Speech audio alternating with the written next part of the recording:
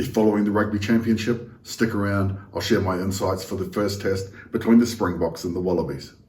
Hey everyone, it's Coach H here, and you've found Inspired by Union, a channel where I discuss Southern Hemisphere rugby. Let's dive right in.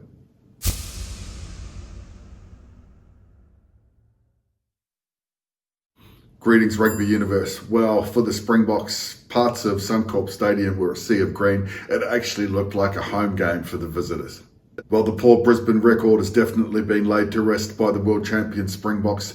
As they plied their trade, they showed innovation and real intent to show that they are the team to beat in the Rugby Championship.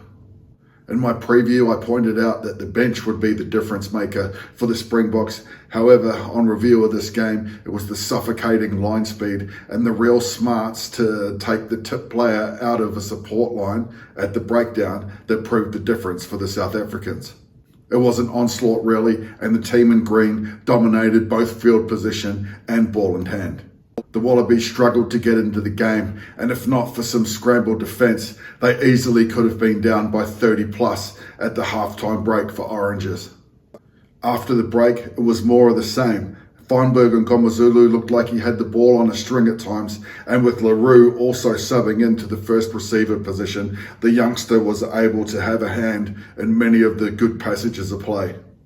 The Toy, he showed his versatility packing down in the second row, whilst Colby was the Mr. Fix-It. If he wasn't feeding scrums, he was feeding lineouts. Attacking rugby under Tony Brown with the Springboks is going to be fun to watch. Despite the brilliance at times of the Boks, it was the relentless nailing of their fundamentals that allowed them to put the Australians away. Whilst outclassed, there were signs of desperation and fight up against the lost cause.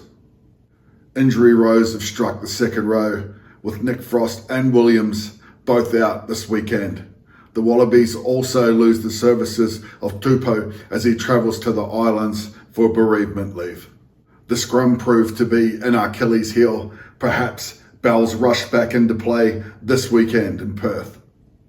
Whilst the scoreline and periods of dominance by the Boks wasn't a good look for the Wallabies, looking to the future, perhaps the inclusions of Korombete, Skelton, Tupou, McWright and Wright add some real steel to the team.